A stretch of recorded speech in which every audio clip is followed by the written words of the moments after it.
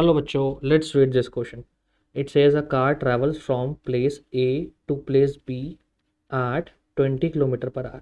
एक कार है वो A से B पर गई कितनी स्पीड से 20 किलोमीटर पर आवर से and returns at 30 kilometre per hour और 30 किलोमीटर पर आवर से वो कार वापस आ गई.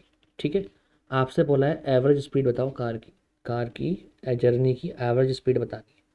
सपोज करो कार A से B तक गई, जाने में स्पीड दे रखी है हमें कितनी 20 किलोमीटर पर आवर. तो जाने में जो स्पीड है वो है 20 किलोमीटर पर आवर और सेम पाथ के अलॉन्ग आने में जो स्पीड है वो है 30 किलोमीटर पर आवर. कितनी है 30 किलोमीटर पर आवर. सपोज करो गाइस ये टोटल डिस्टेंस डी है. टोटल डिस्टेंस हमने ले लिया डी. ठीक है, अब सुनो ध्यान से, हमें एवरेज स्पीड की चाहिए तो डिस्टेंस तो पता है लेकिन टाइम के बारे में तो हमें कुछ नहीं बताया. तो सबसे पहले हमें टाइम निकालना पड़ेगा. तो गाइस ए से बी तक जाने का जो टाइम है, सबसे पहले आप देखो time taken by the car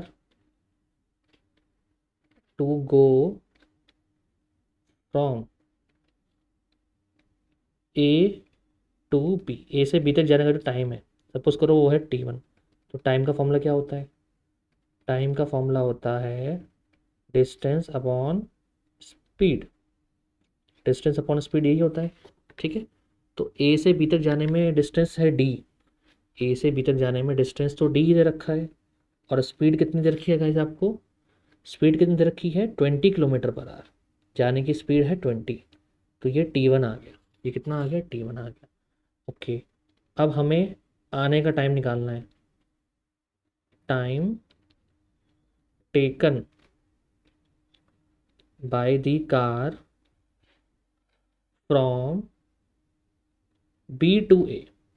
भाई बी से ए पे आने का टाइम निकालना है, यानी अब टाइम ले लो T2. तो टाइम होता है डिस्टेंस विच इज़ सेम और आने की स्पीड कितनी दे रखी है हमें 30 किलोमीटर पर आवर.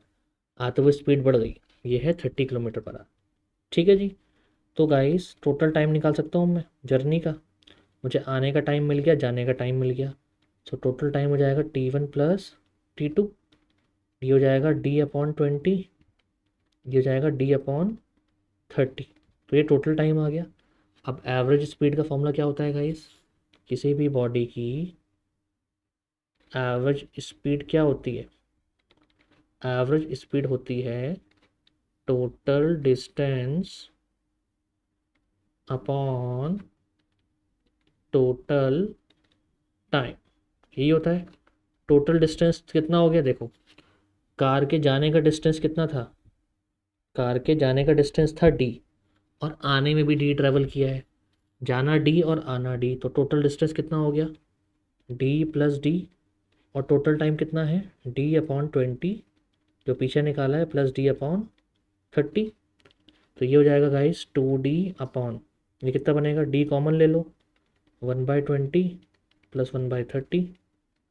ठीक है जी, ये कितना बनेगा? डी से डी कैंसिल, ये हो जाएगा 2/, ये कितना जाएगा? 600. ये हो जाएगा 30 प्लस 20, ये बनेगा.